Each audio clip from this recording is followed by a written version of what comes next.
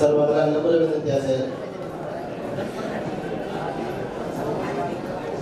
आपल्या सगळ्यांसाठी स्नेहभोजनाचा खाली व्यवस्था केलेली आहे. कृपया कोणी जाण्याची घाई करू नये ही पर्यटन पॅनलच्या वतीने नम्र विनंती. नुकताच आता या ठिकाणी सर्व मान्यवरांच्या वतीने पर्यटन पॅनलचा समाजिक जोपासणारा जाहीरनामा या ठिकाणी प्रकाशित झालेला आहे. जाहीरनामा नेमका कसा असला पाहिजे याचं बोलकं उदाहरण आपल्या समोर ज्यावेळेस जाहीरनामा येईल त्यावेळेस खऱ्या अर्थाने कळेल. मला असं वाटतं 1961 पासून तर आतापर्यंत समाजाचा जाहीरनामा कधीच प्रकाशित झाला नाही. तो या निवडणुकीच्या निमित्ताने या ठिकाणी प्रकाशित झालेला आहे. जाहीरनाम्याच्या माध्यमातून परिवर्तन पॅनल नेमकं काय करणार आहे किंवा परिवर्तन पॅनलची नेमकी भूमिका काय असणार आहे या संदर्भात संबंध माहिती आम्ही या जाहीरनाम्यामध्ये देण्यात आलेली आहे. हा जाहीरनामा बनवताना आपण सगळ्यांनी, मी डॉक्टर संतोष दामोदर मालपुरे उर्फ मालपुरे सर म्हणून मला बरेच जण ओळखतात. आपण मला मागील काही वर्षांपूर्वी सचिव म्हणून किंवा सेक्रेटरी म्हणून या लाडसखी वाणी समाज मंडळात प्रत्यक्ष काम करताना बघितलेलं आहे. त्यावेळेस मी अभिमानाने आणि आनंदाने सांगतो की सचिव म्हणून काम करताना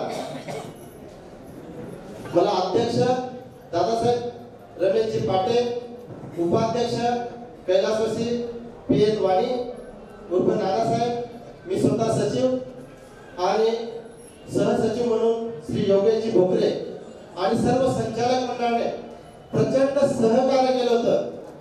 म्हणून त्या काळामध्ये 12 ते 14 तास एका वर्षामध्ये काम करून या कार्यालयातल्या अनेक गोष्टी बदलवण्याचा प्रयत्न केला होता.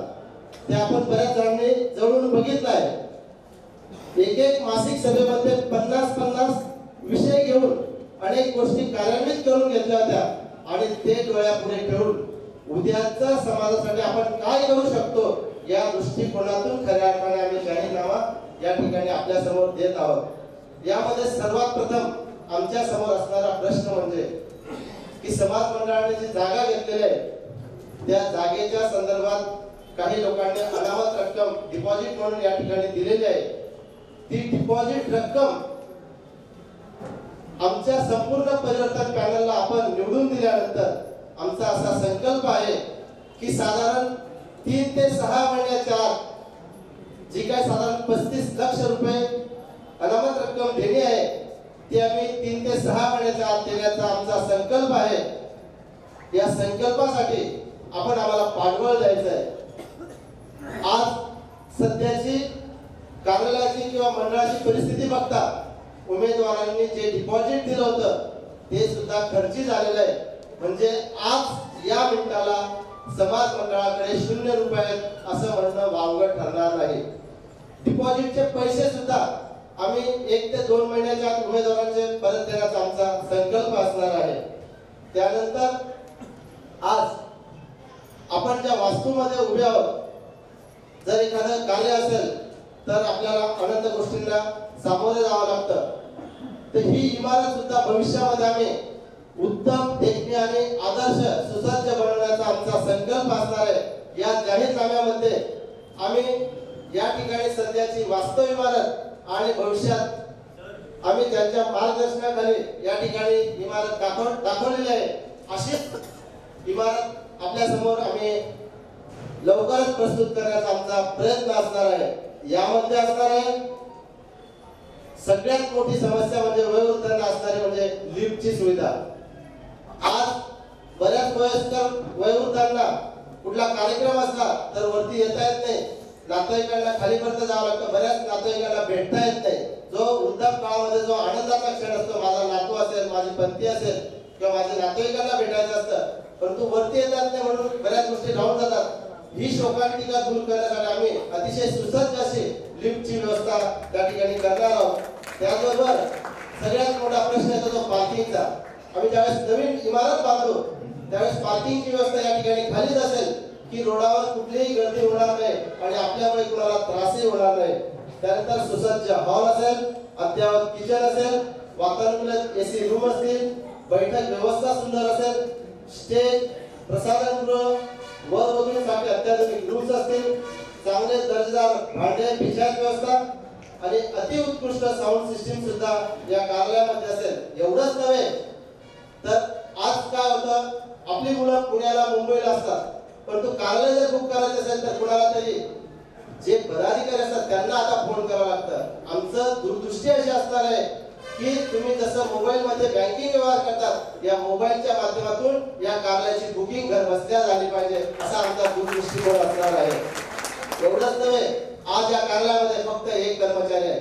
मी सेक्रेटरी होतो त्यावेळेस 4 ते 5 कर्मचारी होते. एवढं मोठं कार्यालय सांभाळताना एका व्यक्तीने होऊ शकत नाही. म्हणून प्रशिक्षित कर्मचारी, प्रशिक्षित व्यवस्थापक आणि सफाई कर्मचारी यांची सुद्धा आम्ही अतिशय चांगली नेमणूक करणार आहोत आणि हे कार्यालय कायमस्वरूपी स्वच्छ, सुंदर आणि पाहिल्यानंतर आपल्या अंतर्मनाला आनंद वाटेल असं कार्यालय आम्ही भविष्यामध्ये निर्माण करण्याचा आमचा संकल्प असणार आहे. एवढंच नव्हे, आज अलीकडच्या काळामध्ये कार्यालयात लग्न लावणं नवीन पिढीला थोडं वेगळं वाटतं. आमचा संकल्प असा असणार आहे की लॉन्स आणि बँकेट हॉलची व्यवस्था आम्ही धुळे रोड किंवा मालेगाव रोड सारख्या परिस्थिती तिकडे त्या बाजूला केल्यानंतर सगळ्यांना प्रवासासाठी सुविधा असतील आणि चांगल्या पद्धतीने येणाऱ्या तरुण पिढीसाठी सुद्धा आपण या सगळ्या गोष्टी करणार आहोत. मला असं वाटतं महाराष्ट्रातलं पहिलं लॉन्स जे बँकेट हॉल हे 40गाव मध्ये सर्व महाराष्ट्रातील वाणी समाज बघायला येईल असं बनवण्याचा आमचा संकल्प आहे. आज समाजामध्ये छोट्या मोठ्या जेव्हा भांडण होतात, तंट होतात, झगडे होतात, परंतु कोणी पुढे येत नाही. अशा वेळेस आम्ही प्रहार नावाची कार्यकारिणी समिती नेमणार आहोत. या प्रहार नावाच्या कार्यकारिणी समितीमध्ये मग मध्ये काकासाहेब असं म्हटलं की तुम्ही 25 लोक 25 वार्ड वाटून घ्या. काकासाहेब मी याच्या पुढे आमचं असं नियोजन आहे की या प्रहार आणि इतर ज्या समित्या आम्ही पुढे वाचणार आहे त्यामध्ये आमचे सदस्य तर असतीलच, परंतु या प्रहार समितीमध्ये जे समाजातले डॅशिंग व्यक्तिमत्व असतील त्यांना सोबत घेऊन या समाजातल्या कुठल्याही घटकावर अन्याय होणार नाही यासाठी प्रहार समिती कार्यान्वित असणार आहे. यानंतर नवदाम्पत्यांचे प्रश्न या ठिकाणी मध्यंतरी मांडलं होतं. विवाह अतिशय आनंदात होतो, परंतु थोडेच दिवस झाला की कुरबुर सुरू होते आणि मग त्यांचे खरे प्रश्न सुरू होतात आणि त्यावेळेस कुटुंबाला, दोघी कुटुंबाला प्रचंड वेदनांना सामोरे जावे लागतं. त्यावेळेस खऱ्या अर्थाने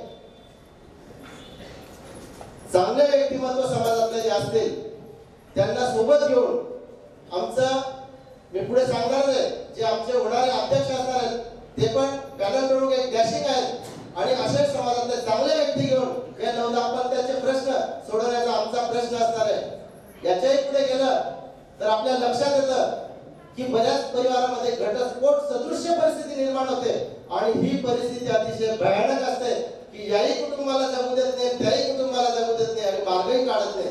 मग अशा वेळेस खऱ्या अर्थाने आपण समाजाचे दायित्व या नात्यातून हा प्रश्न सोडवण्याची प्रामुख्याने आमची जबाबदारी असेल असं आम्ही ठरवतो आणि यासाठी आम्ही समाजातले जे चांगले जाणकार व्यक्ती असतील की निवडून आलंच पाहिजे असं नाही, पण ज्याचं समाजात मोठं योगदान आहे, ज्यांचं कार्य उत्तम आहे यांना सोबत घेऊन हे सर्व प्रश्न आम्ही मार्गी लावणार आहोत असं या ठिकाणी मी ग्वाही देतो.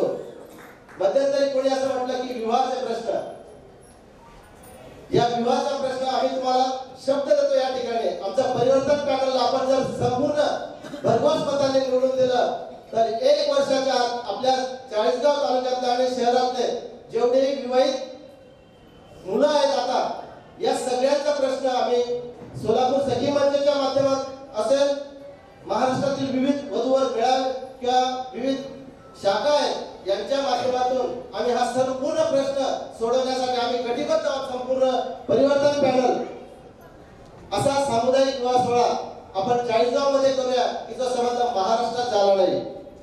यानंतर पारितोषिक समारंभ. बऱ्याच जणांना असं वाटत असेल सर असं म्हणतायत की पॅनल सोडून बाहेरचे घेणार आहेत का, तर मी थोडस मागे जाऊन सांगतो. ज्यावेळेस स्मृती पाटील यांचा सत्कार झाला होता त्या काळामध्ये पारितोषिक समारंभ ज्यावेळेस आम्ही आयोजित केला होता, त्यावेळेस इथे जर शिक्षक उपस्थित असतील तर शहरातल्या सर्व शिक्षकांचा आम्ही यामध्ये या समितीमध्ये समावेश केला होता आणि एक उत्तम आणि देखणा असा पारितोषिक समारंभ त्यावेळी केला होता. आणि त्यावेळेचे शिक्षक मला असं वाटतं आजचे सूत्रसंचालक किशोर शिर्डे सुद्धा त्यावेळेस उपस्थित होते. सगळ्या अतिशय उत्तम आणि देखणा पारितोषिक समारंभ झाला असा याचा आवर्जून उल्लेख केला होता. मला सांगावंसं वाटतं की गेल्या 10 वर्षामध्ये जे मुलं 10 वर्षापूर्वी पहिलीला असतील त्या 10वी पासून गेले, परंतु त्यांना समाज मंडळाने शाबासकीची थाप दिली नाही, ही मोठी शोकांतिका आहे. मग समाज मंडळाचं काम काय की समाजातल्या लहानांपासून मोठ्यांपर्यंत जे चांगलं कार्य असेल त्याला गौरवलं पाहिजे, त्यांना शाबासकी दिली पाहिजे, तर या विद्यार्थ्यांवर या मुलांवर समाजावर चांगला परिणाम होईल, तेव्हा समाजासाठी समाज पुढे येईल असं मला वाटतं. यानंतर आपत्कालीन समिती. मध्यंतरी बघा मिरचीच्या खेळांना आग लागली होती. अशी जर आपत्कालीन समिती असेल आणि अशी आपत्कालीन परिस्थिती असेल तर आपल्याकडे काही रिझर्व्ह फंड असला पाहिजे समाजाकडे. तो भरतीच्या परीने आपण त्यांना उभारी देण्यासाठी त्या काळात दिला तर निश्चितच त्या व्यक्तीला असं वाटेल की समाज माझ्या मागे उभा आहे. परंतु ज्यावेळेस तशी परिस्थिती निर्माण झाली त्यावेळेस मात्र समाजाकडनं बऱ्याच गोष्टी दुर्लक्षित झाल्या. शिक्षण समिती. आम्ही एक चांगली शिक्षण समिती गठीत करणार आहोत की त्यामध्ये नीट असेल, JEE असेल, CET असेल, TET असतील, MPSC असेल, UPSC असेल, बरेच विद्यार्थी या स्पर्धांना सामोरे जातात. परंतु केव्हा जातात? ज्यावेळेस ती स्थिती येते. उदाहरणार्थ नीट JEE करायचे मुलगा जेव्हा 10वी पास होतो तेव्हा तो म्हणतो मला नीट JEE. परंतु बाहेरची परिस्थिती अशी आहे की 5वी पासून मुलं क्लास लावतात, 1ली पासून मुलं त्या दृष्टीने जातात, तेव्हा त्याला 11-12 सोपं जातं. MPSC UPSC करायचंय, आपला मुलगा ग्रॅज्युएशन नंतर त्या गोष्टीकडे जातो. आमचं म्हणणं आहे तो जर शालेय माध्यमिक अवस्थेतच त्याने जर त्या गोष्टीकडे लक्ष दिलं तर आपल्या समाजातल्या अधिकाधिक मुलं उच्च पदावर जातील. नवे चांगलं शिक्षण असेल तर उद्योग व्यवसायामध्ये उत्तम भरारी करू शकतात असा माझा विश्वास आहे. म्हणून चांगली शिक्षण समिती. आमचे संचालक मंडळ जे असेल निवडून आलं ते तर असेलच, पण समाजात अनेक चांगले व्यावसायिक आहेत पण त्यांना शिक्षणाची प्रचंड आवड आहे असे लोक असतील किंवा ज्यांना शिक्षणाची तळमळ आहे अशा सगळ्यांना सोबत घेऊन आम्ही चांगली शिक्षण समिती गठीत करणार आहोत. मला असं वाटतं डॉक्टर साहेब या ठिकाणी आहेत. मी सेक्रेटरी असताना एक बेरोजगारांसाठी आणि शिक्षकांसाठी विद्यार्थ्यांसाठी एक चांगला कार्यक्रम घेतला होता. पण त्यावेळेस G24 तासच्या अँकर किंवा इतर सर्व डॉक्टर मंडळी जे आपल्याच मातीत ज्यांनी चांगलं कार्य केलं आणि बाहेर चांगलं उत्तमरित्या यशस्वी आहेत अशा सगळ्यांना बोलून समाजातल्या विद्यार्थ्यांना मार्गदर्शन केलं होतं. आज ती वेळ आपल्या सगळ्यांवर येऊन ठेपली आहे. एवढंच नव्हे तर विद्यार्थ्यांसाठी आमचा संकल्प आहे वसतिगृह निर्माण करण्याचा. वसतिगृहाच्या माध्यमातून बऱ्याच विद्यार्थ्यांचा प्रश्न सोडवणार आहे. रोजगार निर्मिती असेल. आपलं मुख्यतः व्यावसायिक कुटुंबात आपण जन्माला आलो. जो व्यवसाय आहे त्याला अधिक बळकट कसं करता येईल, त्यासाठी त्याला लोन कसं उपलब्ध करून देता येईल, त्यासाठी त्याला औद्योगिक महामंडळात जागा कशी करून देता येईल यासाठी सुद्धा आमचा प्रयत्न असणार आहे. महिलांसाठी स्वतंत्र पतसंस्था असणार आहे. ही पतसंस्था अशी असणार आहे बचत गटाच्या माध्यमातून आपण पुढे जाणार आहोत आणि या ठिकाणी महिला सर्व सदस्य कार्यकारिणी पण असणार आहेत, महिलाच कर्मचारी असणार आहेत आणि महिला पिकनिक एजंट पण असणार आहेत. असं आगळं वेगळं काम या पतसंस्थेच्या माध्यमातून करण्याचा आमचे पॅनल प्रमुख आदरणीय सतीश भाऊ पाटे यांचा संकल्प आहे. मला असं वाटतं अशी पतसंस्था निर्माण करणारी महाराष्ट्रातले फक्त 40 गाव लाडशेगाव आणि समाज मंडळ भविष्यात असणार आहे. आपल्याकडे आज बिस्लरी प्लांट बंद अवस्थेत आहे. ज्या दात्यांनी 5 लाख रुपये दिले आणि बिस्लरी प्लांट सुरू केला आज तो बंद अवस्थेत आहे. मला असं वाटतं की आपल्याकडे जे कार्यक्रम होतात त्या कार्यक्रमात जर आपण आपला स्वतःचा बिस्लरी प्लांट जर चांगला सुरू केला तर आपलं रोजगाराचं साधन पण होऊ शकतं, काही महिला पुरुषांना रोजगार पण मिळू शकतो आणि उत्पन्नाचं वाढीचं साधन पण होऊ शकतं. त्याचबरोबर सामुदायिक विमा कवच. बऱ्याच व्यक्तींना अचानक काहीतरी घटना घडते आणि घटना घडल्यानंतर आपल्याला दुसऱ्यांकडे पैशांची मागणी करावी लागते. परंतु आपण जर सामुदायिक विमा कवच काढला तर मला असं वाटतं कुणाकडे हात पसरवण्याची गरज पडणार नाही असा आमचा दूरदर्शी विमा कवच प्रकल्पही असणार आहे. त्याचबरोबर वाचनालय व अभ्यासिका हाही राबवण्याचा मनोदय आहे. शिक्षण हे वाघिणीचं दूध आहे.